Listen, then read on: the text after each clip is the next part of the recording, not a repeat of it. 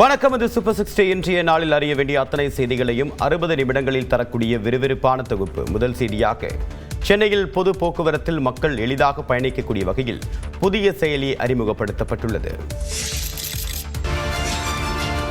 சென்னையில் பேருந்து, புறநகர் ரயில், மெட்ரோ ரயில் என அனைத்திலும் பயணிக்க புதிய செயலியை முதலமைச்சர் மு க ஸ்டாலின் அறிமுகம் செய்தார். இந்தியாவிலேயே முதன்முறையாக அனைத்து பொது போக்குவரத்துகளையும் இணைக்கும் வகையில் ஆண்ட்ராய்டு மற்றும் iOS தளங்களில் செயல்படக்கூடிய செயலி சென்னை ஒன். சென்னை மக்களுக்கு பயன்படும் வகையில் இந்த செல்போன் செயலியை முதலமைச்சர் மு க ஸ்டாலின் தொடங்கி வைத்தார்.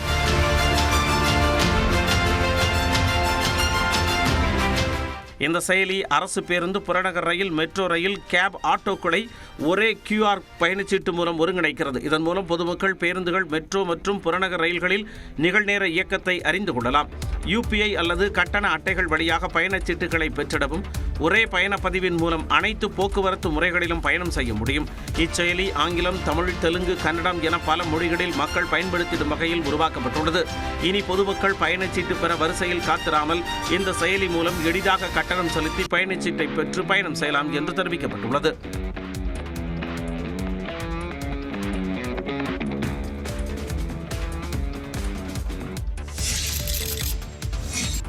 இரண்டாயிரத்து 48ஆம் ஆண்டுக்குள் சென்னையில் 440 கிலோமீட்டர் தூரத்திற்கு மெட்ரோ ரயில் திட்டத்தை செயல்படுத்தும் திட்டத்திற்கு தமிழ்நாடு அரசு ஒப்புதல் அளித்துள்ளது. சென்னை ஒருங்கிணைந்த போக்குவரத்து ஆணையம் அளித்துள்ள சாத்தியக்கூறுகள் அறிக்கையை அரசு ஆய்வு செய்து ஒப்புதல் வழங்கியுள்ளது. அதில் 2030ஆம் ஆண்டிற்குள் சென்னையில் அரசு பேருந்துகளின் எண்ணிக்கையை இரட்டிப்பாகவும் அதற்காக 6045 புதிய பேருந்துகள் வாங்குவதற்கான திட்ட அறிக்கையும் இடம்பெற்றுள்ளது. இது தொடர்பாக நியூஸ் 18 தமிழ்நாடு தொலைக்காட்சிக்கு அளித்த சென்னை ஒருங்கிணைந்த போக்குவரத்து ஆணைய இயக்குநர் ஜெயக்குமார் 2,42,000 கோடி ரூபாய் மதிப்பில் அடுத்த 25 ஆண்டுகள் சென்னையில் பல்வேறு கட்ட பணிகள் நடக்க உள்ளதாக தெரிவித்தார். 2045-48 சென்னை ஒரு 450 கிலோமீட்டர் நெட்வொர்க்குக்கு மெட்ரோ. அல்டிமேட்டா என்னன்னா 2030 6500 பஸ் இருக்கணும்.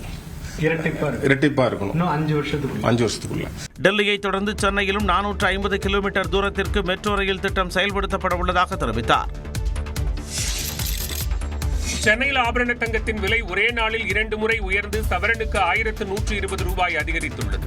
பொருளாதார மந்தநிலை, அமெரிக்க டாலருக்கு நிகரான இந்திய ரூபாயின் மதிப்பு வீழ்ச்சி உள்ளிட்ட காரணங்களால் தங்கத்தின் மீதான முதலீடு அதிகரித்து அதன் விலை ஏறுமுகத்தில் இருந்து வருகிறது. அந்த வகையில் வாரத்தின் முதல் நாளான திங்கட்கிழமை காலை தங்கம் விலை கிராமுக்கு 70 ரூபாய் உயர்ந்து 10,360 ரூபாய்க்கும், சவரனுக்கு 560 ரூபாய் உயர்ந்து 82,880 ரூபாய்க்கும் விற்பனையானது. இந்நிலையில் மாலையில் தங்கத்தின் விலை 2வது முறையாக உயர்ந்துள்ளது. அதன்படி கிராமுக்கு 70 ரூபாய் உயர்ந்து 10,430 ரூபாய்க்கும், சவரனுக்கு 560 ரூபாய் உயர்ந்து 83,440 ரூபாய்க்கும் விற்பனை செய்யப்படுகிறது. இதன் மூலம் தங்கம் விலை புதிய உச்சம் தொட்டுள்ளது. இதனிடையே H1B விசா கட்டண உயர்வால் பங்குச்சந்தைகள் சரிவுடன் நிறைவடைந்தன.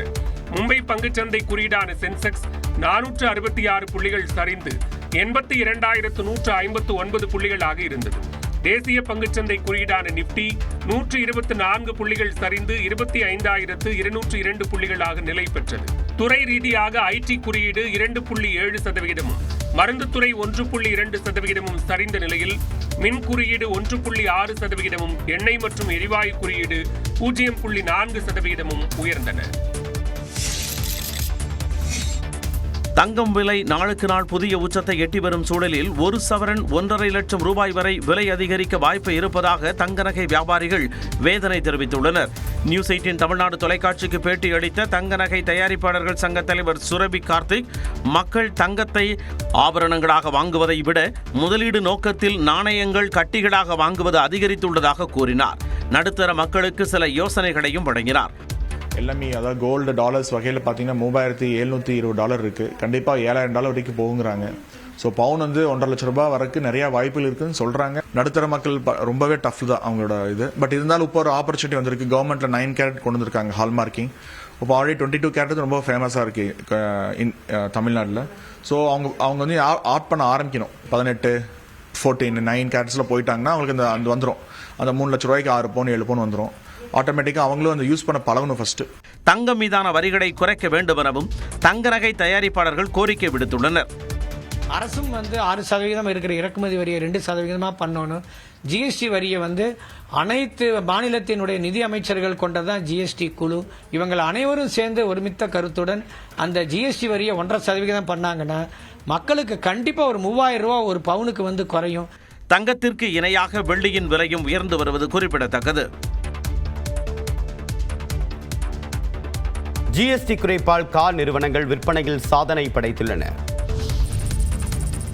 ஜிஎஸ்டி வரி குறைப்பு அமலுக்கு வந்த முதல் நாளிலேயே மாருதி, ஹுண்டாய் நிறுவனங்கள் கார் விற்பனையில் சாதனை படைத்துள்ளன.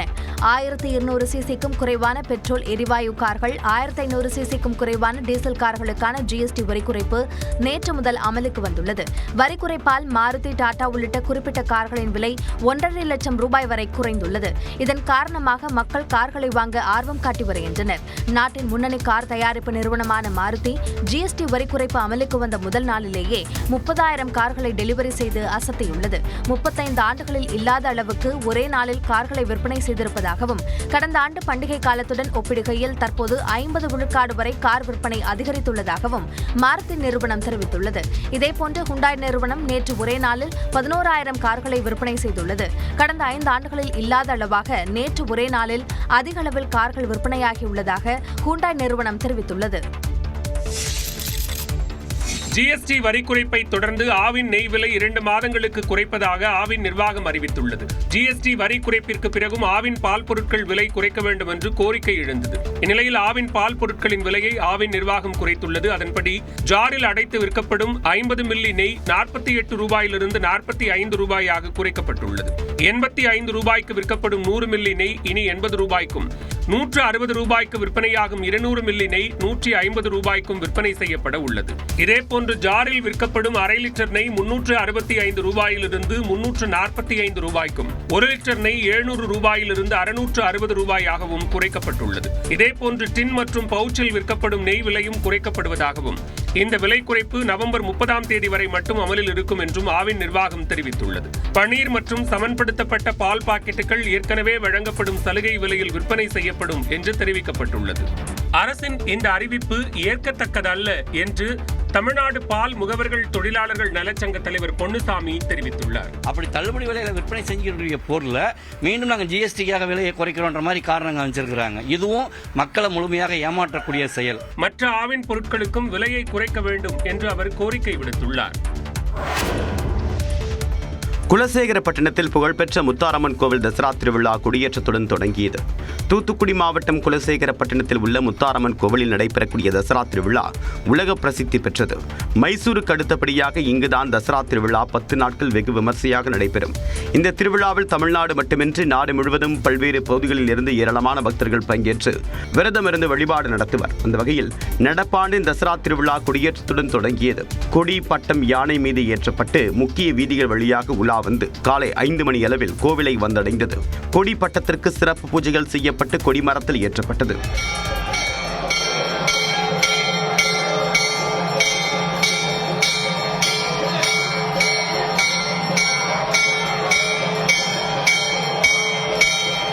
தசரா திருவிழா கொடியேற்றத்தை ஒட்டி ஏராளமான பக்தர்கள் குலசேகரப்பட்டினத்தில் குவிந்தனர்.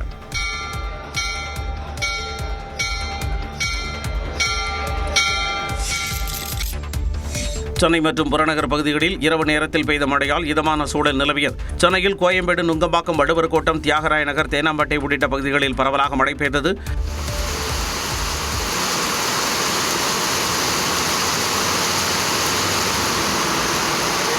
அதேபோல புறநகர் பகுதிகளான பூந்தமல்லி, குமணஞ்சாவடி, திருவடிசை, செம்பரம்பாக்கம், மாங்காடு, குன்றத்தூர், வானகரம் உள்ளிட்ட இடங்களில் மழை பெய்தது. இதனால் குளிர்ச்சியான சூழல் உருவானதால் பொதுமக்கள் மகிழ்ச்சி அடைந்தனர். பணி முடிந்து 2 சக்கர வாகனங்களில் வீடு திரும்பியோர் பொதுமக்கள் நனைந்தபடி பயணித்தனர்.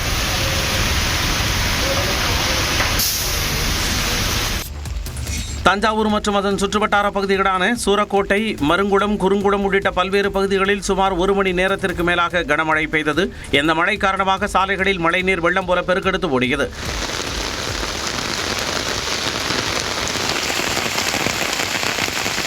கோவை மாவட்ட மேட்டுப்பாளையம் மற்றும் அதன் சுற்றுவட்டார பகுதிகளில் சாரல் மழை பெய்தது. காலை முதலே மேகமூட்டத்துடன் காணப்பட்ட நிலையில் மாலை நேரத்தில் பெய்த மழையால் குளிர்ச்சியான சூழல் உருவானது. அதேபோல கொடைக்கானலில் சுமார் அரை மணி நேரத்திற்கு மேலாக கனமழை பெய்தது. அப்சர்வேட்டரி, 7 ரோடு சந்திப்பு, அண்ணா சாலை, மூஞ்சிக்கல், நாயுடுபுரம் உள்ளிட்ட பகுதிகளில் பெய்த மழையால் இதமான காலநிலை நிலவியது.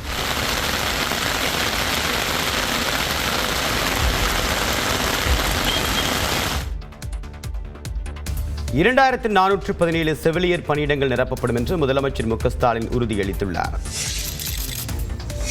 1231 சுகாதார பணியாளர்களுக்கு பணி நியமன ஆணைகளை முதலமைச்சர் மு க ஸ்டாலின் வழங்கினார். சென்னை கலைவாணர் அரங்கில் மக்கள் நல்வாழ்வுத்துறை சார்பில் நடைபெற்ற நிகழ்ச்சியில் பங்கேற்ற முதலமைச்சர் 1231 செவிலியர்களுக்கு பணி நியமன ஆணைகளை வழங்கும் விதமாக 5 பேருக்கு நேரடியாக பணி ஆணைகளை வழங்கினார். கிரேஸ் சுந்தரி அவர்களை அன்புடன் அழைக்கின்றோம்.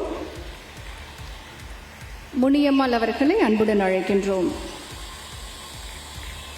அவர்களுடன் எடுத்துக்கொண்ட குழு புகைப்படத்தை பதிவிட்ட முதலமைச்சர் மேலும் 2417 காலி பணியிடங்கள் நிரப்பப்படும் என்று உறுதியளித்தார். அதைத் தொடர்ந்து தலைமைச் செயலகத்திற்கு சென்ற முதலமைச்சரை கிராண்ட் ஸ்விஸ் செஸ் தொடரில் சாம்பியன் பட்டம் வென்ற வைஷாலி சந்தித்து வாழ்த்து பெற்றார். அப்போது வைஷாலிக்கு தமிழ்நாடு தொழில் முதலீட்டுக் கழகத்தில் இளநிலை அலுவலர் பணியிடத்திற்கான பணி ஆணையை முதலமைச்சர் வழங்கினார். இதேபோன்று கால்பந்து வீராங்கனை சுமித்ரா, கூடைப்பந்து வீராங்கனை சத்யா, பாய்மர படகு வீரர் சித்ரேஷ் தத்தா ஆகியோருக்கும் அரசு பணி நியமன ஆணைகளை வழங்கினார்.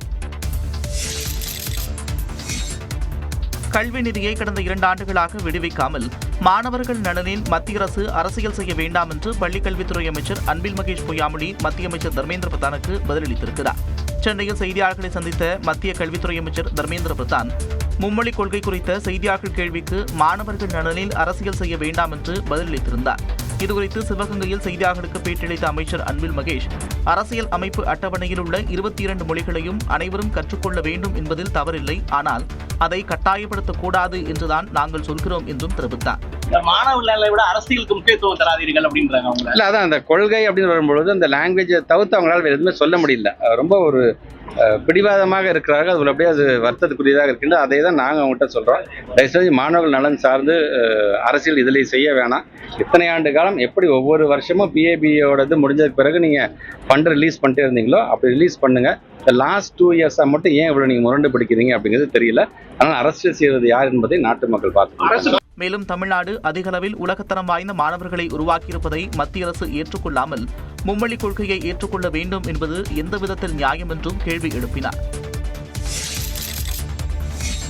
அமமுக பொதுச் செயலாளர் டிடிவி தினகரனுடன் அண்ணாமலை 1 மணி நேரம் ஆலோசனை நடத்தியதாக தகவல் வெளியாகியுள்ளது. நாடாளுமன்ற தேர்தலின் போது தேசிய ஜனநாயக கூட்டணியில் அமமுக மற்றும் ஓபிஎஸ் தரப்பு இருந்தது. தமிழ்நாட்டில் அடுத்த ஆண்டு நடைபெறவுள்ள சட்டமன்ற தேர்தலையொட்டி அதிமுக மற்றும் பாஜக மீண்டும் கூட்டணி அமைத்துள்ளது. தேசிய ஜனநாயக கூட்டணியின் முதலமைச்சர் வேட்பாளராக எடப்பாடி பழனிசாமி கூறப்பட்டு வரும் நிலையில் அதற்கு எதிர்ப்பு தெரிவித்து அமமுக மற்றும் ஓபிஎஸ் தரப்பு விலகியது. இதற்கு பின்னணியில் அண்ணாமலை இருப்பதாக தகவல் பரவியது. அதனை மறுத்த அண்ணாமலை நண்பர் என்ற முறையில் தினகரனை சந்திப்பேன் என்று கூறியிருந்தார். இந்நிலையில் சென்னை அடையாறில் உள்ள டிடிவி தினகரன் இல்லத்தில் அவரை ஞாயிற்றுக்கிழமை என்று அண்ணாமலை சந்தித்ததாக தகவல் வெளியாகியுள்ளது. இந்த சந்திப்பு சுமார் 1 மணி நேரம் வரை நீடித்ததாக கூறப்படுகிறது. அதிமுக பொதுச் செயலாளர் எடப்பாடி பழனிசாமியை பாஜக மாநில தலைவர் நயினார் நாகேந்திரன் சந்தித்த நிலையில் டிடிவி தினகரன் அண்ணாமலை சந்திப்பு முக்கியத்துவம் வாய்ந்ததாக பார்க்கப்படுகிறது. சென்னையிலிருந்து திருப்பதிக்கு புறப்பட்ட திருக்குடைகள் ஊர்வலத்தை பக்தர்கள் திரளாக நின்று தரிசித்தனர். ஸ்ரீ வெங்கடேஷ கோவிந்த, பக்தவத்சல கோவிந்த, பாகவத பிரிய கோவிந்த, கோவிந்த ஹரி கோவிந்த, கோகுலநந்தன கோவிந்த. திருப்பதி பிரம்மோற்சவ விழாவிற்காக சென்னையிலிருந்து புறப்பட்ட 11 அழகிய வெண்பட்டு திருக்குடைகள் யானை கவுனியை தாண்டிய காட்சிகளே இவை. திருப்பதி வெங்கடேச பெருமாளுக்கு சமர்ப்பிக்க அலங்கரிக்கப்பட்ட வெண்பட்டு திருக்குடைகள் சென்னையிலிருந்து ஊர்வலமாக எடுத்துச் செல்லப்படுவது வழக்கம். அந்த வகையில் சென்னை பூக்கடை சென்னகேசவ பெருமாள் கோவிலில் சிறப்பு பூஜைகளுடன் திருக்குடைகள் ஊர்வலம் தொடங்கியது. உடுப்பி பலிமார் பீடத்தின் பீடாதிபதி வித்யாதீஷ தீர்த்தரு கொடியசைத்து தொடங்கி வைத்தார். அங்கிருந்து NSC போஸ் சாலை, கோவிந்தப்ப நாயக்கன் தெரு சந்திப்பு, பைராகி மடம், வால்டாக் சாலை வழியாக வந்து மாலை 4 மணி அளவில் யானை கவுனி தாண்டி ஸ்ரீ கோவிந்த, பாப விமோச்சன கோவிந்த, கோவிந்த ஹரி கோவிந்த, கோகுலநந்தன கோவிந்த, கோவிந்த ஹரி கோவிந்த, கோகுலநந்தன கோவிந்த. இதையடுத்து 5 நாள் பயணமாக திருக்குடைகள் ஊர்வலமாக திருப்பதி ஏழுமலையானுக்கு கொண்டு சென்று சமர்ப்பிக்கப்பட்டது. இந்த நிகழ்வில் ஏராளமான பக்தர்கள் பங்கேற்றதால் வடசென்னையின் பல்வேறு பகுதிகளில் போக்குவரத்து மாற்றப்பட்டது. இதேபோன்று கள்ளக்குறிச்சி மாவட்டம் சின்னசேலத்திலிருந்து திருப்பதி ஏழுமலையானுக்கு 5 டன் பூமாலைகள் அனுப்பி வைக்கப்பட்டன.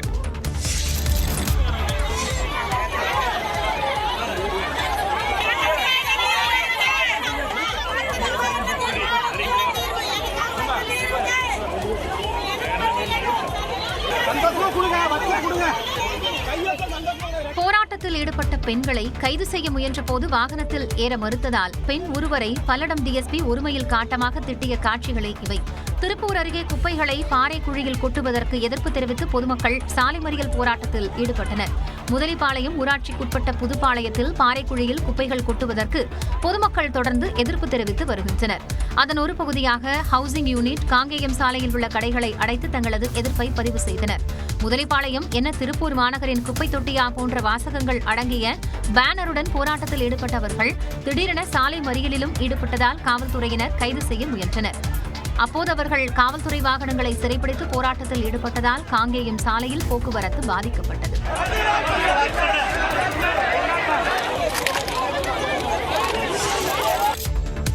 திருச்சி அருகே பாதாள சாக்கடை பணியின் போது 2 ஊழியர்கள் மூச்சுத் திணறல் ஏற்பட்டு உயிரிழந்த சம்பவம் சோகத்தை ஏற்படுத்தியுள்ளது. திருவெரும்பூர் கார்மல் கார்டன் பகுதியில் பாதாள சாக்கடை அமைக்கும் பணி நடைபெற்ற நிலையில் அதில் கள்ளக்குறிச்சி மாவட்டம் சின்னசேலம், புதுக்கோட்டை, திருவப்பூரைச் சேர்ந்த ஒப்பந்த பணியாளர்களான பிரபு, ரவி ஆகியோர் பணியாற்றினர்.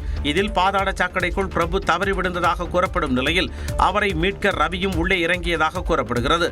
அப்போது பாதாள சாக்கடையில் இருந்த விஷவாயு கசிந்து இருவரும் மயங்கி விழுந்ததாக தெரிகிறது. தகவல் அறிந்து சென்ற தீயணைப்பு வீரர்கள் இருவரையும் மீட்டு மருத்துவமனைக்கு அனுப்பிய நிலையில் இருவரையும் பரிசோதித்த மருத்துவர்கள் அவர்கள் ஏற்கனவே உயிரிழந்து விட்டதாக தெரிவித்தனர். இது தொடர்பாக திருவெரும்பூர் போலீசார் வழக்கு பதிவு செய்து விசாரித்து வருகின்றனர்.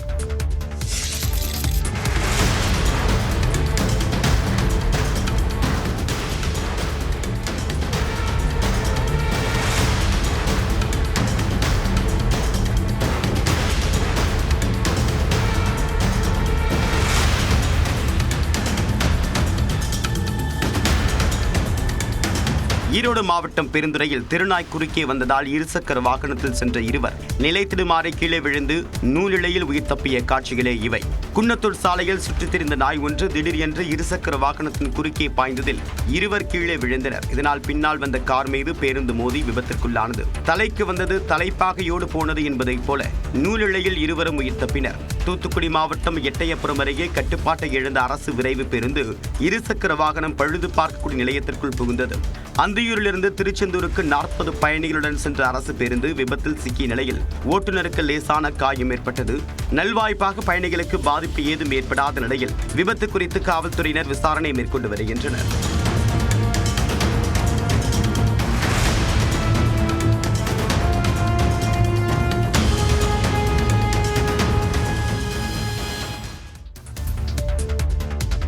ஆன்லைன் சூதாட்ட செயலி தொடர்பான வழக்கில் கிரிக்கெட் வீரர் உத்தப்பா விசாரணைக்கு ஆஜரானார். ஆன்லைன் சூதாட்ட செயலி தொடர்பான வழக்கில் இந்திய முன்னாள் கிரிக்கெட் வீரர் ராபின் உத்தப்பாவிடம் அமலாக்கத்துறை அதிகாரிகள் 8 மணி நேரம் விசாரணை மேற்கொண்டனர். முதலீட்டாளர்களிடம் கோடிக்கணக்கான ரூபாயை மாற்றி வரி ஏய்ப்பு செய்ததாக சந்தேகிக்கப்படக்கூடிய ஆன்லைன் சூதாட்ட செயலிகள் குறித்து அமலாக்கத்துறை விசாரணை மேற்கொண்டு வருகிறது. சூதாட்ட செயலியை விளம்பரப்படுத்தியதன் மூலமாக பெரிய அளவிலான பரிவர்த்தனை நடைபெற்றதா என்ற கோணத்திலும் அதிகாரிகள் விசாரணை மேற்கொண்டு வருகின்றனர். அந்த வகையில் இந்திய முன்னாள் கிரிக்கெட் வீரர்கள் யுவராஜ் சிங் மற்றும் ராபின் உத்தப்பா ஆகியோருக்கு அமலாக்கத்துறை சம்மன் அனுப்பியிருந்தது. அதன்படி ராபின் உத்தப்பா நேற்று காலை 11 மணி அளவில் டெல்லியில் உள்ள அமலாக்கத்துறை அலுவலகத்தில் நேரில் ஆஜரானார். அவரிடம் சுமார் 8 மணி நேரம் அதிகாரிகள் விசாரணை மேற்கொண்டனர். முன்னதாக சுரேஷ் ரெய்னா, ஷிகர் தவான் ஆகியோரிடம் விசாரணை நடைபெற்ற நிலையில் யுவராஜ் சிங் இன்று ஆஜராகிறார்.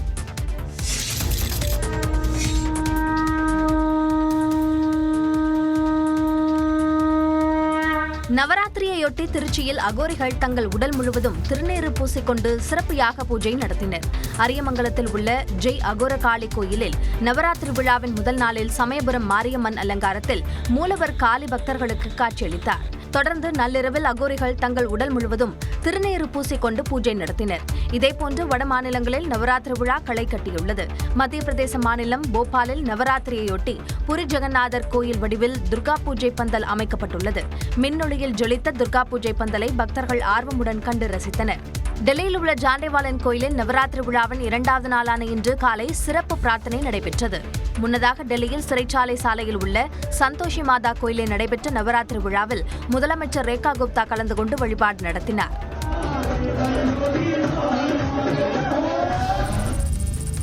இந்த ஆண்டு நவராத்திரி விழா ஜிஎஸ்டி வரி குறைப்புடன் சேமிப்பு திருவிழாவாக மாறி மக்களுக்கு கூடுதல் மகிழ்ச்சியை கொண்டு வந்துள்ளதாக பிரதமர் மோடி பெருமிதம் தெரிவித்துள்ளார்.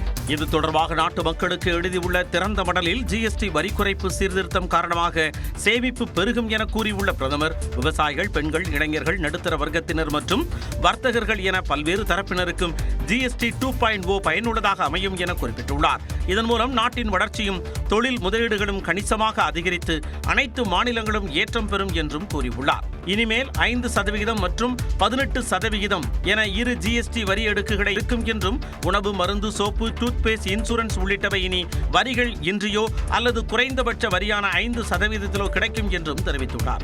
பல வர்த்தகர்கள் வரி குறைப்பிற்கு முன் மற்றும் வரி குறைப்பிற்கு பின் என ஒப்பீட்டளவில் விலை பட்டியலை பார்க்க மகிழ்ச்சியாக இருந்ததாக கூறியுள்ள பிரதமர் மோடி, ஜிஎஸ்டி சீர்திருத்தம் மற்றும் 12 லட்சம் ரூபாய் வரையிலான வருமான வரி விலக்கு ஆகிய நடவடிக்கைகளால் மக்களுக்கு 2.5 லட்சம் கோடி ரூபாய் சேமிப்பாக கிடைக்கும் என்றும் பெருமிதம் தெரிவித்துள்ளார்.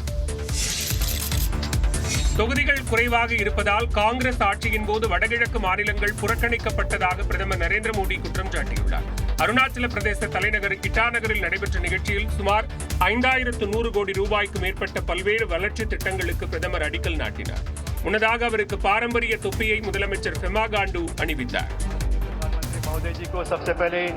तवांग के जिमिथांग सर्कल से याक के ऊन से बनी टोपी प्रदान की जा रही है. பின்னர் நிகழ்ச்சியில் உரையாற்றிய பிரதமர் மோடி, காங்கிரஸ் ஆட்சியில் வடகிழக்கு மாநிலங்களுக்கு 2-3 மாதங்களுக்கு ஒருமுறை அமைச்சர்கள் வருவதே அரிதாக இருந்ததாகவும், ஆனால் தான் பிரதமராக பதவியேற்ற பிறகு 70 முறைக்கு மேல் வந்துவிட்டதாகவும் கூறினார். बीजेपी सरकार में अब तक 800 से ज्यादा बार केंद्रीय मंत्री नॉर्थ ईस्ट आ चुके हैं. ஜிஎஸ்டி வரி குறைப்பு மற்றும் நவராத்திரியை கொண்டாடும் வகையில் அங்கிருந்தவர்களை செல்போன் டார்ச் லைட்டை காண்பிக்குமாறு கூறினார்.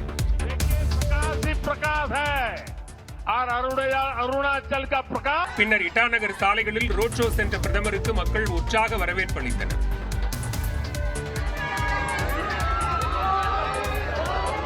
முன்னதாக சிறு குறு தொழிலாளர்கள், கைவினை கலைஞர்களுடன் கலந்துரையாடிய பிரதமர் மோடி ஜிஎஸ்டி வரி குறைப்பின் தாக்கத்தை கேட்டறிந்தார்.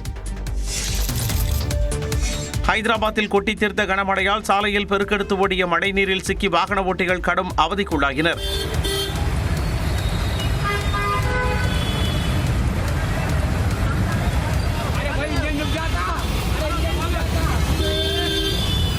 தெலுங்கானா மாநிலத்தில் நடப்பாண்டு பருவமழை வெளுத்து வாங்கி வருகிறது. குறிப்பாக ஹைதராபாத்தில் கடும் மழைப்பொழிவு ஏற்பட்டுள்ளது. பஞ்சாரா, ஜூப்ளி, அமீர்பேட், கைத்ராபாத், எல்பி நகர் உள்ளிட்ட பகுதிகளில் கொட்டித் தீர்த்த கனமழையால் சாலைகளில் மழைநீர் பெருக்கெடுத்து ஓடியது. ஹைதராபாத்தில் உள்ள ஆளுநர் மாளிகை அருகே தேங்கிய நீரால் வாகன ஓட்டிகள் கடும் அவதிக்குள்ளாகினர். தொடர் மழையால் மக்களின் இயல்பு வாழ்க்கை கடுமையாக பாதிக்கப்பட்டுள்ளது.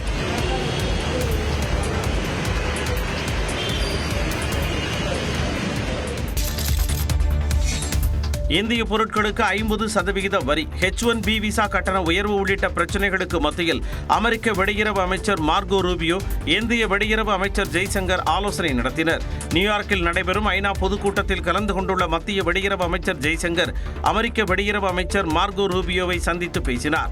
அப்போது இந்தியா அமெரிக்கா இடையிலான வர்த்தக பேச்சுவார்த்தையை அடுத்த கட்டத்திற்கு நகர்த்துவது, H1B விசா கட்டண உயர்வு, இந்த ஆண்டு இறுதியில் இந்தியாவில் நடைபெறவுள்ள குவாட் உச்சி மாநாட்டிற்கான தேதி நிர்ணயம் உள்ளிட்டவை குறித்து இரு தலைவர்களும் ஆலோசனை நடத்தியதாக தகவல் வெளியாகியுள்ளது. கடந்த 9 மாதங்களில் 5வது முறையாக அமெரிக்கா சென்றுள்ள மத்திய அமைச்சர் ஜெய்சங்கர் அமெரிக்க அதிபர் டிரம்பை சந்திக்கவும் திட்டமிட்டுள்ளதாக தகவல் வெளியாகியுள்ளது. இதனிடையே மார்கோ ரூபியோவுடனான சந்திப்பு குறித்து எக்ஸ் தளத்தில் பதிவிட்டுள்ள ஜெய்சங்கர், அமெரிக்கா இந்தியா இடையிலான இருதரப்பு உறவு, சர்வதேச அளவிலான பிரச்சனைகள் குறித்து ஆலோசித்ததாகவும், முன்னுரிமை அளிக்க வேண்டிய பிரச்சனைகளில் இணைந்து பணியாற்றுவது குறித்து ஒப்பந்தம் மேற்கொண்டதாகவும் பதிவிட்டுள்ளார்.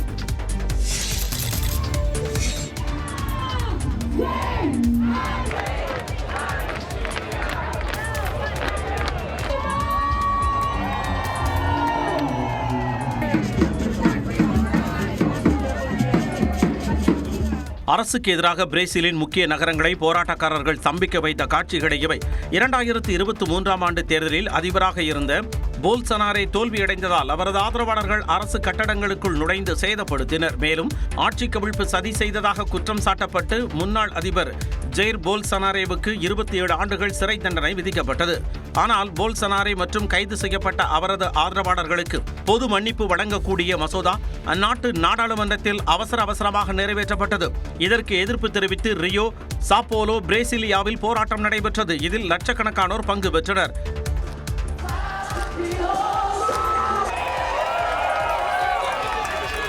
Pessoal, agora eles estão sentindo, mas essa pauta é nossa, essa pauta não é deles.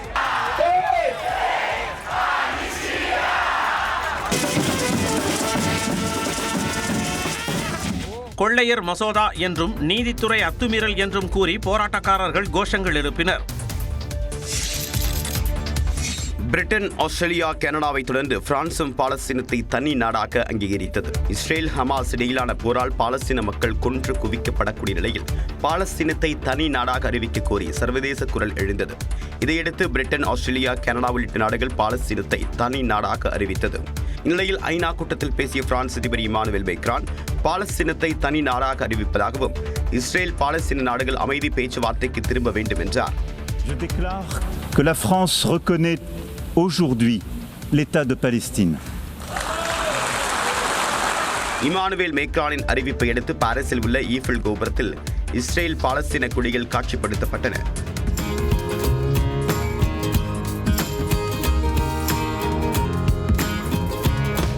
அதே நேரம் காசா போரை முடிவுக்கு கொண்டுவர இஸ்ரேல் பாலஸ்தீனம் அமைதி பேச்சுவார்த்தையில் ஈடுபட ஐநா பொதுச் செயலாளர் ஆண்டோனியோ குட்ரஸ் வலியுறுத்தியுள்ளார்.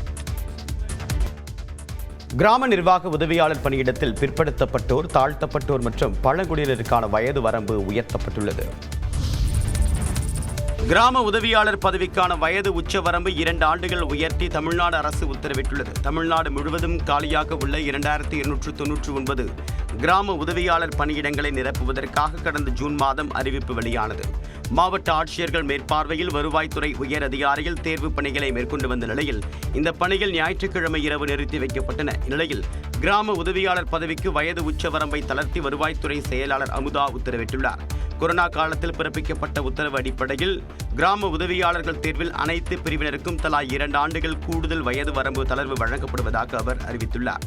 அதன்படி பொது பிரிவினருக்கான வயது உச்சவரம்பு 32ஆகவும், பிசி, எம்பிசி பிரிவினருக்கான வயது 39ஆகவும், எஸ்சி, எஸ்டி வகுப்பினர் மற்றும் ஆதரவற்ற கைம்பெண்களுக்கான வயது 42ஆகவும் உயர்த்தப்பட்டுள்ளது.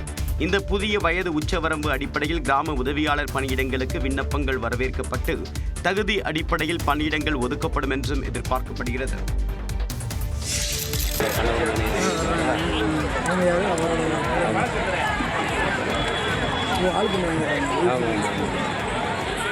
இதை விளையாட்டுப் போட்டியில் பங்கேற்றவர்களுக்கு பரிசளிக்கும் நிகழ்வு என்று யாரும் எண்ணிவிட வேண்டாம்.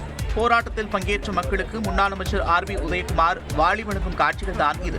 மதுரை மாவட்டம் திருமங்கலம் அடுத்த டி கல்லுப்பட்டியில் உள்ள அழகு நாச்சியார் உரணி 70 லட்சம் ரூபாய் மதிப்பில் தூர்வாரப்பட்டதோடு கான்கிரீட் சுற்றுச்சுவர் எழுப்பப்பட்டு 2 மாதங்கள் கூட ஆகாத நிலையில் சுவரின் ஒரு பகுதி இடிந்து விழுந்துள்ளது.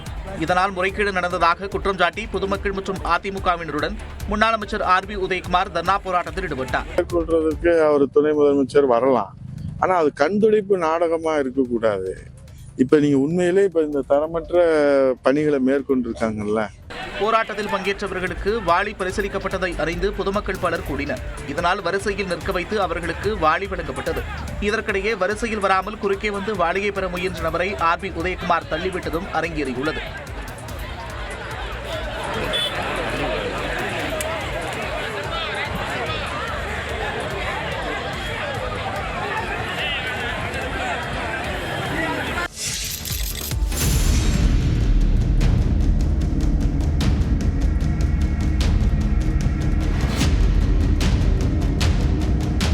நெல்லை அருகே கழிவு பிளாஸ்டிக் குடோனில் ஏற்பட்ட தீ விபத்தில் விண்ணை முட்டும் அளவுக்கு கரும்புகை வெளியேறியது. சுத்தமல்லி பாரதியார் நகர் பகுதியில் இயங்கிய பழைய பிளாஸ்டிக் குடோனில் திடீரென்று தீ விபத்து ஏற்பட்டதாக தெரிகிறது. விண்ணை முட்டும் அளவுக்கு கரும்புகை வெளியேறியது. தீ விபத்து குறித்து தகவல் அறிந்து வந்த தீயணைப்புத் துறையினர் காட்டுத் தீ போல் எரிந்த தீயை நீண்ட நேரம் போராடி கட்டுக்குள் கொண்டு வந்தனர்.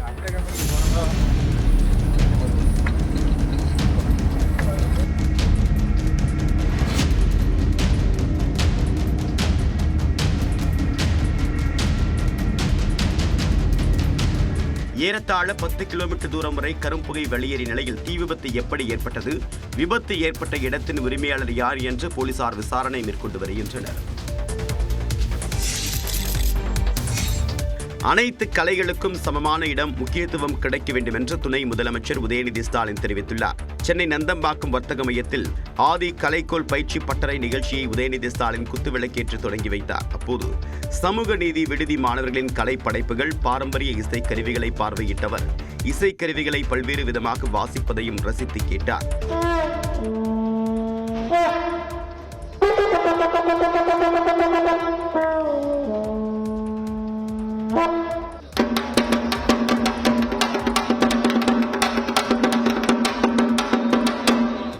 தொடர்ந்து மேடையில் பேசியவர் பல்லாயிரம் ஆண்டுகளாக மக்களின் வாழ்வியலில் கலை ஒரு அங்கம் என்றார். உயர்தட்டு மக்களுடைய கலைகளுக்கு ஒரு தனி மதிப்பும், உழைக்கின்ற ஒடுக்கப்பட்ட ஏழை எளிய மக்களுடைய கலைகளுக்கு வேறு மாதிரியான ஒரு மதிப்பும் தான் நம்முடைய சமுதாயத்தில் கிடைத்துக் கொண்டிருந்தது. இந்த ஏற்றத்தாழ்வை உடைப்பதற்கான முயற்சிகள் தொடர்ந்து நம்முடைய அரசு எடுத்துக்கொண்டு வருகின்றது. முன்னதாக சைதாப்பேட்டை வாழைத்தோப்பு பகுதியில் தமிழ்நாடு நகர்ப்புற மேம்பாட்டு வாரியம் சார்பில் கட்டப்பட்டுள்ள 504 புதிய குடியிருப்புகளை துணை முதலமைச்சர் உதயநிதி ஸ்டாலின் பயனாளிகளுக்கு வழங்கினார். தமிழகத்தில் அரசு உதவி மக்கள் தொடர்பு அதிகாரிகள் நியமனம் தொடர்பான விதிகளில் திருத்தம் செய்ததை எதிர்த்து தாக்கல் செய்யப்பட்ட மனுவை திரும்பப் பெற சென்னை உயர்நீதிமன்றம் அனுமதி வழங்கியுள்ளது. அரசு உதவி மக்கள் தொடர்பு அதிகாரிகள் நியமனம் தொடர்பான விதிகளில் திருத்தம் செய்து கடந்த 2022ஆம் ஆண்டு அரசாணை பிறப்பிக்கப்பட்டதை எதிர்த்து சீனிவாச மாசிலாமணி என்பவர் மனு தாக்கல் செய்தார்.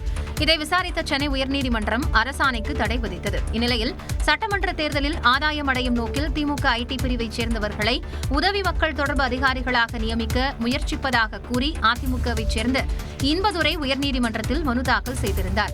அதில் அறிவிப்பு வெளியிடாமல், எழுத்துத் தேர்வு நடத்தாமல், பெயரளவில் விண்ணப்பங்களை வரவேற்று திமுக ஐடி பிரிவினரை நியமிக்க அரசு முடிவு செய்துள்ளது என்றும் இது உயர்நீதிமன்ற உத்தரவிற்கு விரோதமானது என்றும் தெரிவித்திருந்தார்.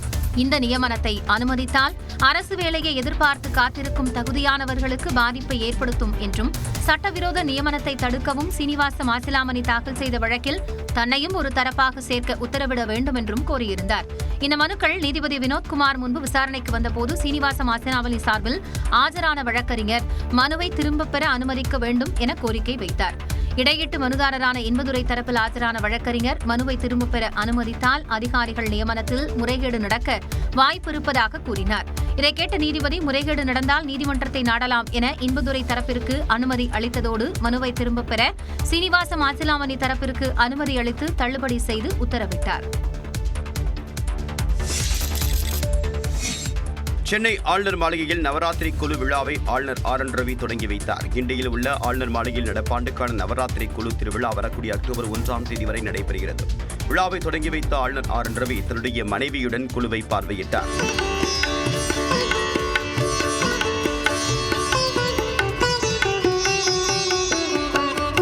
தொடர்ந்து நடைபெற்ற கலை நிகழ்வுகளை ஆளுநர் RN ரவி கண்டுகளித்தார். வரக்கூடிய 30ஆம் தேதி வரை நாள்தோறும் மாலையில் 4 மணி முதல் 6 மணி வரை நவராத்திரி குழு மற்றும் கலை நிகழ்வுகளை பார்வையிட பொதுமக்கள் அனுமதிக்கப்படக்கூடிய நிலையில் அனைத்து முன்பதிவு டிக்கெட்டுகளும் விற்று தீர்ந்தன. நடிகர் M.R. ராதாவின் மனைவியும் நடிகை ராதிகாவின் தாயாருமான கீதா மறைவுக்கு முதலமைச்சர் உள்ளிட்டோர் நேரில் அஞ்சலி செலுத்திய நிலையில் அவரது உடல் தகனம் செய்யப்பட்டது. வயது மூப்பு காரணமாக கீதா ராதா காலமான நிலையில் அவரது உடல் சென்னை போயஸ் கார்டனில் உள்ள வீட்டில் அஞ்சலிக்காக வைக்கப்பட்டிருந்தது. முதலமைச்சர் மு.க. ஸ்டாலின், துணை முதலமைச்சர் உதயநிதி ஸ்டாலின் நேரில் சென்று மலர் மாலை வைத்து அஞ்சலி செலுத்தினர். பின்னர் நடிகை ராதிகா, சரத்குமார் உள்ளிட்ட குடும்பத்தினருக்கு ஆறுதல் கூறினர்.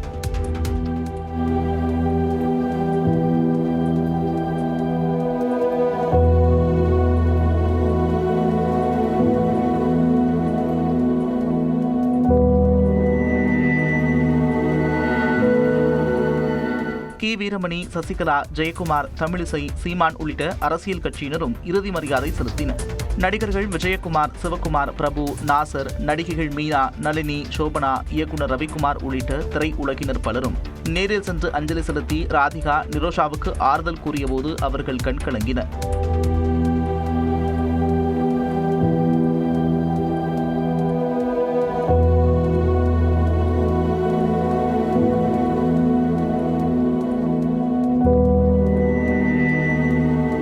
பின்னர் ஊர்வலமாக கீதாவின் உடல் எடுத்து செல்லப்பட்ட நிலையில் பெசன்ட் நகர் மின்மயானத்தில் தகனம் செய்யப்பட்டது.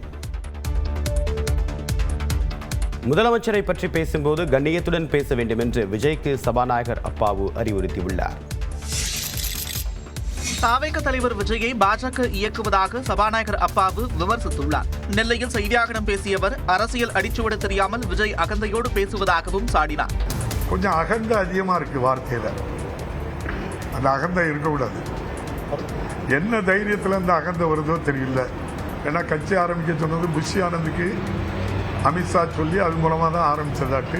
அதனால பின்புலத்தில் அவங்க இருக்க தைரியத்தில் அந்த அகந்தையில பேசுறது மாதிரி பல பேர் சொல்றாங்க. முதலமைச்சரை பற்றி பேசும்போது கண்ணியத்துடன் பேச வேண்டும் என்று தாவேக தலைவர் விஜய்க்கு சபாநாயகர் அப்பாவு அறிவுறுத்தியுள்ளார். ஒரு பாரத பிரதமரோ உள்துறை அமைச்சரையோ முதலமைச்சரையோ பேசும்போது கண்ணிய குறைவான வார்த்தைகளை பயன்படுத்துவதை தவிர்க்கணும். மாண்புமிகு முதலமைச்சர் அவர்கள் தான் சொல்லணும் அந்த வார்த்தை.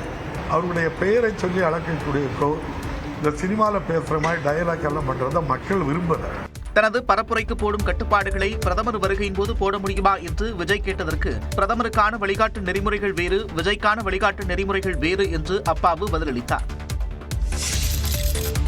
தாவேக தலைவர் விஜய் சுதந்திரமாக பேச தமிழக அரசு அனுமதிக்க வேண்டும் என தமிழ்நாடு காங்கிரஸ் கமிட்டி தலைவர் செல்வ பெருந்தகை கோரிக்கை விடுத்துள்ளார். காஞ்சிபுரம் மாவட்டம் ஸ்ரீபெரும்புதூரில் காங்கிரஸ் சார்பில் நடத்தப்பட்ட போராட்டத்தில் கலந்து கொண்டு செய்தியாளர்களை சந்தித்த செல்வ பெருந்தகை அண்ணாமலை, டிடிவி தினகரன் திடீர் சந்திப்பு குறித்து விமர்சித்தார். இயற்கைக்கு முரணான கூட்டணி, தமிழ்நாட்டு மக்களால் நிராகரிக்கப்பட்ட கூட்டணி தான் அதிமுக பாஜக கூட்டணி. அது எத்தனை பேர் சேர்ந்தாலும், எத்தனை பேர் ஒற்றுமையாக இல்லை, ஒற்றுமையாக இருக்கிறார்கள், எந்த திணிப்பு நீங்க செஞ்சாலும் அந்த கூட்டணி என்பது தமிழ்நாட்டு மக்களால் நிராகரிக்கப்பட்ட கூட்டணி. தாவேக தலைவர் விஜயை சுதந்திரமாக பேச அனுமதிக்குமாறு அரசுக்கு கோரிக்கை விடுத்தார். தமிழ்நாடு அரசுக்கு என்னுடைய வேண்டுகோள்னா, அவரை விடுங்க, ஃப்ரீயா அவர் பேசட்டும், அவர் பிரச்சாரம் பண்ணட்டும், பேசட்டும், போட்டோம். என்ன சொல்ல போனா எல்லாருக்கும் கூட தடை வைங்க, அவர் தடை விதிக்காதீங்க. அவர் எங்க எவ்வளவு பேசுறாரோ பேசட்டும். இன்னும் ஒரு ரிசல்ட் வரல பாப்போம். மத்தியிலும் மாநிலத்திலும் ஆட்சியில் இல்லாததால் விஜய் தங்களை விமர்சிப்பதில்லை என செல்வ பெருந்தகை கூறினார்.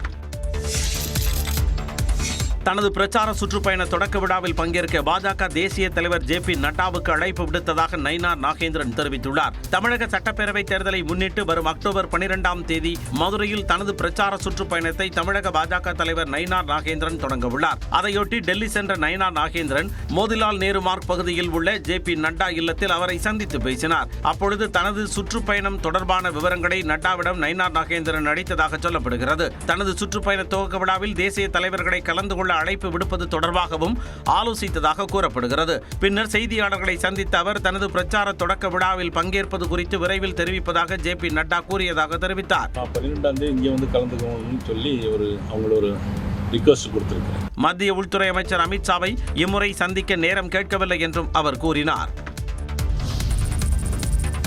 சொத்து குவிப்பு வழக்கில் அமைச்சர் துரைமுருகனை விடுவித்து உத்தரவை ரத்து செய்த உயர்நீதிமன்ற ஆணைக்கு உச்சநீதிமன்றம் இடைக்கால தடை விதித்தது. கடந்த 2006-11ஆம் ஆண்டு பொதுப்பணித்துறை அமைச்சராக பதவி வகித்த துரைமுருகன் வருமானத்திற்கு அதிகமாக 1,40,00,000 ரூபாய் சொத்து சேர்த்ததாக 2011ஆம் ஆண்டு லஞ்ச ஒழிப்புத்துறை வழக்கு பதிவு செய்தது. அமைச்சர் துரைமுருகன் மற்றும் அவரது மனைவி சாந்தகுமாரிக்கு எதிராக பதிவு செய்யப்பட்ட இந்த வழக்கில் இருந்து இருவரையும் விடுவித்து வேலூர் மாவட்ட சிறப்பு நீதிமன்றம் 2017ஆம் ஆண்டு ஜனவரி மாதம் உத்தரவிட்டிருந்தது. இந்த உத்தரவை எதிர்த்து லஞ்ச ஒழிப்புத்துறை தாக்கல் செய்த வழக்கை விசாரித்த சென்னை உயர்நீதிமன்றம் வேலூர் நீதிமன்ற உத்தரவை ரத்து செய்தது. மேலும் 6 மாதங்களில் விசாரணை நடத்தி முடிக்க வேலூர் சிறப்பு நீதிமன்றத்திற்கு சென்னை உயர்நீதிமன்றம் உத்தரவு பிறப்பித்திருந்தது. இந்த நிலையில் வழக்கில் தன்னை விடுவித்த உத்தரவை ரத்து செய்யப்பட்டதை எதிர்த்து அமைச்சர் துரைமுருகன் சார்பில் உச்சநீதிமன்றத்தில் மேல்முறையீடு செய்யப்பட்டது.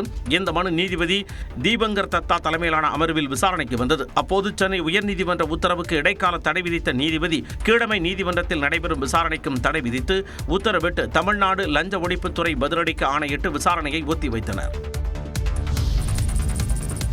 ஆவின் பால் பொருட்களின் விலை குறைப்பு என்ற தமிழ்நாடு அரசின் அறிவிப்பு மக்களை ஏமாற்றும் முயற்சி என்று அன்புமணி ராமதாஸ் குற்றம் சாட்டியுள்ளார். ஜிஎஸ்டி வரி குறைப்புக்கு பிறகும் ஆவின் நிறுவனம் அதன் பால் பொருட்களின் விலைகளை குறைக்கவில்லை என்று அன்புமணி ராமதாஸ் குற்றம் சாட்டி அறிக்கை வெளியிட்டிருந்தார். இதனிடையே ஆவின் நெய் விலையை 2 மாதங்களுக்கு குறைப்பதாக ஆவின் நிர்வாகம் அறிவித்தது. எனினும் ஜிஎஸ்டி வரி குறைப்புக்கு ஏற்ப ஆவின் பால் பொருட்களின் விலை குறைக்கப்படவில்லை என்று அன்புமணி குற்றம் சாட்டியுள்ளார்.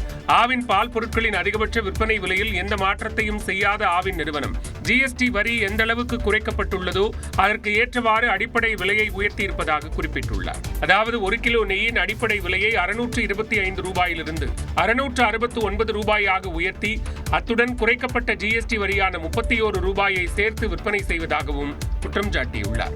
அதுவும் இந்த தள்ளுபடி ஆவின் நெய், பன்னீர் ஆகியவற்றுக்கு குறைந்த அளவில் தரப்படுகிறதே தவிர பிற பால் பொருட்களுக்கு தரப்படவில்லை என்றும் புகார் கூறியுள்ளார்.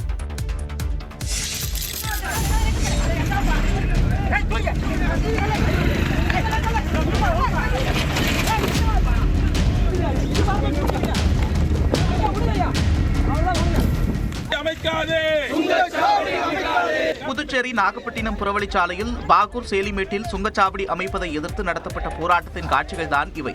புதுச்சேரி நாகப்பட்டினம் புறவழிச்சாலையில் தற்போது புதிதாக சுங்கச்சாவடி அமைப்பதற்கான கட்டுமான பணிகள் நடைபெற்று வருகின்றன. இதற்கு எதிர்ப்பு தெரிவித்து சேலியமேடு மக்கள் உருளையான்பேட்டை சுயேட்சை சட்டமன்ற உறுப்பினர் நேரு தலைமையில் போராட்டம் நடத்தினர். அப்போது சுங்கச்சாவடி அமைக்கும் பணிக்காக வைத்திருந்த உபகரணங்கள் மற்றும் தண்ணீர் தொட்டி ஆகியவற்றை சாலையோரம் தள்ளிச் சென்று வீசினர். இந்த போராட்டத்தின் போது செய்தியாளர்களை சந்தித்த சட்டமன்ற உறுப்பினர் நேரு பேசுகையில், இந்த புதிய சுங்கச்சாவடி பயன்பாட்டிற்கு வந்தால் ஏழை எளிய மக்கள் அதிக தொகையை சுங்கச்சாவடிக்காக செலவழிக்க நேரிடும் என்று தெரிவித்தார். இதெல்லாம் மீறி எந்த ஒரு புதுச்சேரி அரசாங்கத்தின் எந்த ஒரு அனுமதி இல்லாத இந்த இடத்துல ஒரு சுங்கச்சாவடி அமைக்கிறதா இந்த நெடுஞ்சாலைத்துறை சொல்லினுக்கிறாங்க. இது அவங்க என்ன சொல்றாங்க, மோத்தில் நாங்கள் பெர்மிஷன் வாங்கிட்டோம், மோத்தில் வாங்கிட்டாக்க அப்போ புதுச்சேரி அரசை இவங்க புறக்கணிக்கிறாங்கன்ற மாதிரி தெரியுது. இது சம்மந்தமாக நான் கலெக்டர்கிட்ட பேசினா அவங்களுக்கும் தெரியல, சிகிட்ட பேசினா அவங்களுக்கும் தெரியல, யாருக்கிட்டையும் அனுமதி இல்லாமல் ஒரு சட்டவிரோத சுங்கச்சாவடி புதுச்சேரி மாநிலத்தில் அமைக்கிறாங்க. இறுதியாக இந்த போராட்டத்தில் ஈடுபட்ட 50க்கும் மேற்பட்டவர்கள் கைது செய்யப்பட்டனர்.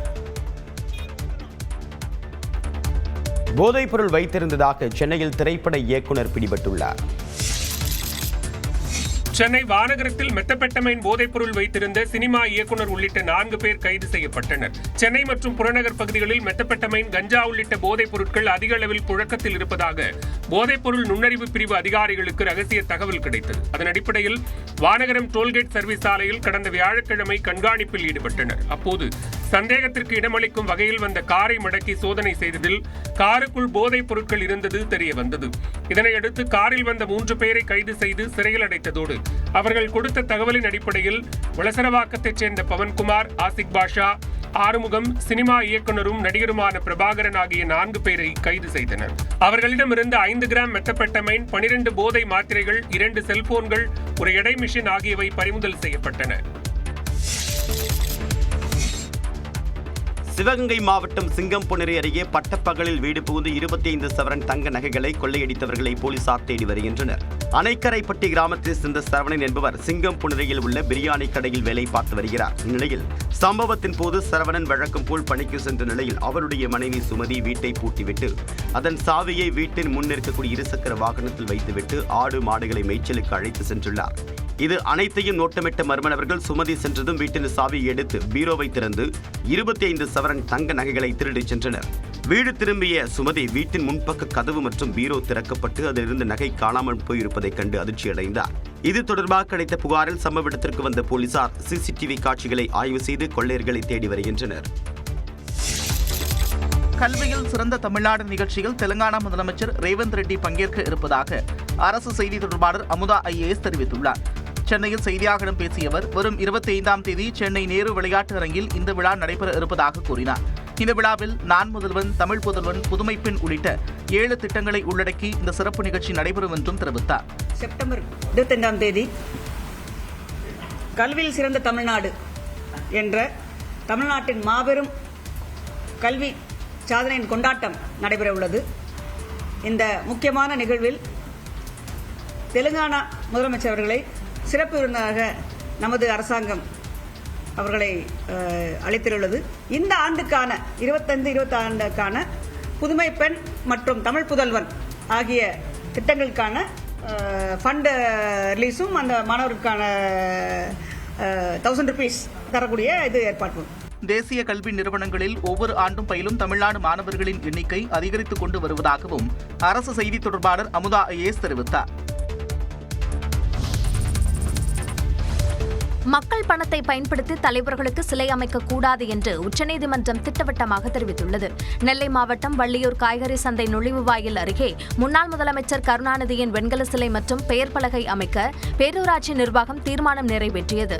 ஆனால் முன்னாள் முதலமைச்சர் கருணாநிதிக்கு சிலை நிறுவுவதற்கு எதிர்ப்பு தெரிவித்து தொடரப்பட்ட வழக்கை விசாரித்த சென்னை உயர்நீதிமன்றம் அந்த சிலையை நிறுவ அனுமதி மறுத்ததோடு பொது இடங்களில் இடையூறாக இருக்கும் சிலைகளை அகற்றவும் உத்தரவிட்டது. இந்த உத்தரவை எதிர்த்து தமிழ்நாடு அரசு சார்பில் உச்சநீதிமன்றத்தில் மேல்முறையீடு செய்யப்பட்டது. இந்த மனு நீதிபதி விக்ரம்நாத் தலைமையிலான அமர்வு முன்பு நேற்று விசாரணைக்கு வந்தது. மனுவை விசாரித்த நீதிபதிகள் ஒரு தலைவரின் புகழை பரப்புவதற்காக மக்கள் பணத்தை பயன்படுத்துவது ஏன் என்று வினவினர். மக்கள் பணத்தை பயன்படுத்தி சிலைகள் அமைக்கக்கூடாது என்றும் அறிவுறுத்தினர். அதற்கு அரசு தரப்பில் இது தொடர்பான மனுவை திரும்பப் பெற அனுமதி அளிக்க வேண்டும் என்றும் சிலை நிறுவ அனுமதி கோரி உயர்நீதிமன்றத்தை மீண்டும் அணுக அனுமதி அளிக்க வேண்டும் என்றும் கோரிக்கை விடுக்கப்பட்டது. இதையடுத்து மேல்முறையீட்டு மனுவை திரும்பப் பெற அனுமதி அளித்து மனுவை தள்ளுபடி செய்து நீதிபதிகள் உத்தரவிட்டனர். முதலமைச்சரும் திமுக தலைவருமான மு.க. ஸ்டாலின் தலைமையில் திமுக எம்பிக்கள் கூட்டம் இன்று நடைபெறுகிறது. இது தொடர்பாக திமுக பொதுச் செயலாளர் துரைமுருகன் வெளியிட்டக்கூடிய அறிக்கையில் திமுக தலைவர் மு.க. ஸ்டாலின் தலைமையில் சென்னை அண்ணா அறிவாலயத்தில் முரசொலி மாறன் வளாகத்தில் உள்ள கூட்டரங்கத்தில் மாநிலங்களவை மற்றும் மக்களவை உறுப்பினர்கள் கூட்டம் இன்று காலை 10 மணிக்கு நடைபெறும் என்று தெரிவிக்கப்பட்டுள்ளது.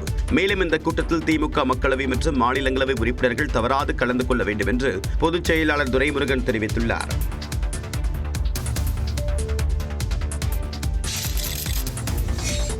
திருச்செந்தூரில் சகோதரியை காதலித்த இளைஞரை 17 வயது சிறுவன் தனது நண்பர்களுடன் சேர்ந்து கொடூரமாக வெட்டி சாய்த்தது அதிர்ச்சியை ஏற்படுத்தியுள்ளது. திருச்செந்தூர் ஆலந்தலை சுனாமி நகர் பகுதியில் வாடகை வீட்டில் வசித்து வந்தவர் 25 வயதான மணிகண்டன். எலக்ட்ரீஷியனான இவரும் அதே பகுதியைச் சேர்ந்த 17 வயது சிறுமியும் காதலித்து வந்தனர். இருவரும் ஒரே சமூகத்தைச் சேர்ந்தவர்களாக இருப்பினும் வயது வித்தியாசம் காரணமாக அவர்களின் காதலுக்கு சிறுமி வீட்டார் எதிர்ப்பு தெரிவித்தனர். இதனால் கடந்த 4 மாதங்களுக்கு முன்பு சிறுமியும் மணிகண்டனும் வீட்டை விட்டு வெளியேறி காதல் திருமணம் செய்ய முயன்றதாக கூறப்படுகிறது. இதையடுத்து காவல் நிலையத்தில் வைத்து பேசி அந்த பெண்ணை பெற்றோர்களுடன் அனுப்பியுள்ளனர். இந்த நிலையில் நேற்று காலை வேலைக்கு செல்வதற்காக மணிகண்டன் திருச்செந்தூருக்கு சென்றார். அப்போது தோப்பூர் அருகே வழிமறித்து 3 பேர் கொண்ட கும்பல் அவரை ஓட ஓட விரட்டி வெட்டி கொன்றது. சம்பவ இடத்திற்கு வந்த காவல்துறையினர் உடலை கைப்பற்றி அரசு மருத்துவமனைக்கு அனுப்பி வைத்தனர். மேலும் கொலை வழக்கில் சிறுமியின் 17 வயது சகோதரன் மற்றும் அவரது நண்பர்கள் 2 கைது செய்தனர். திமுக தான் விஜய்க்கு அடுத்த முறை ராஜ்யபாசி கொடுக்க வேண்டும் என்று இயக்குநர் கரு பழனியப்பன் தெரிவித்துள்ளார். சிவகங்கை மாவட்டம் திருப்பத்தூர் அண்ணா சிலை அருகே திமுக சார்பில் ஓரணியில் தமிழ்நாடு தீர்மான ஏற்பு கூட்டம் நடைபெற்றது. அமைச்சர் பெரிய கருப்பன் தலைமையில் நடைபெற்ற இந்த கூட்டத்தில் பங்கேற்று பேசிய கரு பழனியப்பன் தாவேக தலைவர் விஜயை தான் விமர்சிப்பதில்லை என்று கூறி அதற்கான காரணத்தை தெரிவித்தார். நான் ஏன் விஜய் பேசணும் தெரியுமா? எங்கேயுமே பேசுறது ஏன்னா நம்ம தான் ராஜ்யசபா சீட் கொடுக்கணும். அடுத்த வந்துடுவாருங்க நம்ம தான் ராஜ்யசபா சீட் கொடுக்கணும். இப்போ போய் அவசரமாக பேசிட்டு அப்புறம் பருத்திக்கிற படத்தில் வர மாதிரி அடுத்த மாதம் சாப்பிட வரும்போது குளிஞ்சு இலையை பார்த்துட்டே குழம்பு ஊற்றுறது மோத்த சிரிக்க வேண்டாமா? அதனால அவசரப்பட்டதே சொல்லிடக்கூடாது. தொடர்ந்து பேசிய அமைச்சர் பெரிய கருப்பன் கரு பழனியப்பன் கமல்ஹாசனை தான் சூசகமாக சுட்டிக்காட்டுவதாக கூறினார். திரு கமலஹாசன் அவரை மாதிரி ஒரு நடிகர் இந்த நாட்டில் யாரும் இல்லை என்று சொல்லக்கூடியவர்களுக்கு பல்வேறு விருதுகளை பெற்றவர். அவருக்கும் ஒரு ஆசனம் வச்சு ஒரு அரசியல் இயக்கத்தை தொடங்க வேண்டும் என்று தொடங்கினார், முயற்சி செய்தார். அந்த முயற்சி முழுமையான வெற்றியை பெற முடியவில்லை என்பதை உணர்ந்த நிலையிலே தான் தலைவர் அவர்கள் அவரையும் அரவணைத்துக் கொண்டு இன்றைக்கு நாடாளுமன்ற உறுப்பினராக ராஜ்யசபா உறுப்பினர் பதவியை கொடுத்திருப்பதை தான் அண்ணன் பழனியப்பன் அவர்கள் சூசகமாக சுட்டிக்காட்டி இருக்கிறார்கள். இதைத் தொடர்ந்து அனைவரும் ஓரணியில் தமிழ்நாடு உறுதிமொழி ஏற்றுக்கொண்டனர்.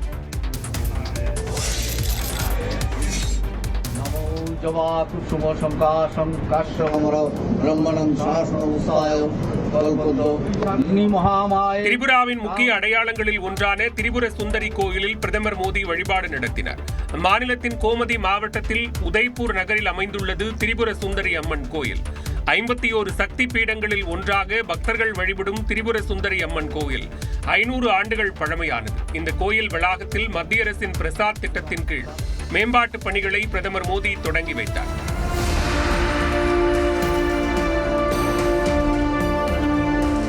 முன்னதாக திரிபுராவின் வரலாற்று சிறப்புகளை எடுத்துரைக்கும் கண்காட்சியையும் அவர் பார்வையிட்டார்.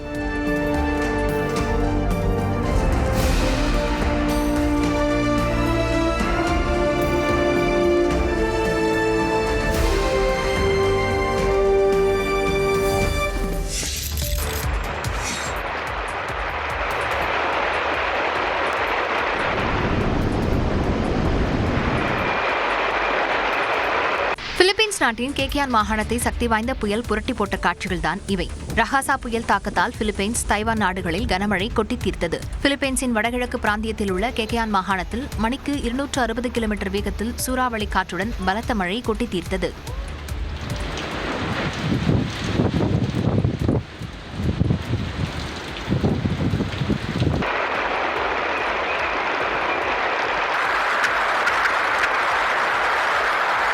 இதனால் ஏராளமான வீடுகளின் மேற்கூரைகள் காற்றில் அடித்துச் செல்லப்பட்டன. மரங்கள், மின்கம்பங்கள் முறிந்து விழுந்தன. முன்னெச்சரிக்கை நடவடிக்கையாக பள்ளிகள், அரசு அலுவலகங்களுக்கு விடுமுறை விடப்பட்டது. தாழ்வான பகுதிகளில் வசித்த 8200க்கும் மேற்பட்டோர் பாதுகாப்பான இடங்களுக்கு வெளியேற்றப்பட்டனர். இதேபோன்று தைவான் நாட்டின் தாய்தோங், பிங்துங் உள்ளிட்ட நகரங்களில் சூறாவளி காற்றுடன் கனமழை கொட்டியதால் இயல்பு வாழ்க்கை முடங்கியது.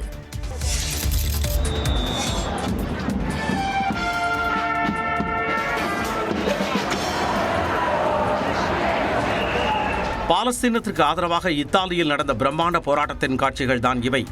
இஸ்ரேல், ஹமாஸ் இடையிலான மோதலால் பாலஸ்தீன மக்கள் கொன்று குவிக்கப்படுவதை கண்டித்து இத்தாலி முழுவதும் பிரம்மாண்ட பேரணியில் பொதுமக்கள் ஈடுபட்டனர்.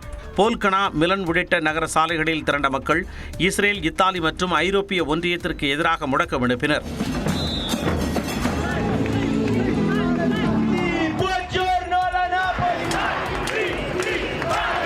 ஆயிரக்கணக்கான மக்கள் திரண்ட நிலையில் இத்தாலி மற்றும் இஸ்ரேல் பிரதமர்களின் புகைப்படங்கள் தீயிட்டு கொளுத்தப்பட்டன. போராட்டத்தில் மக்கள், போலீசாரிடையே தள்ளுமுள்ளு ஏற்பட்டது.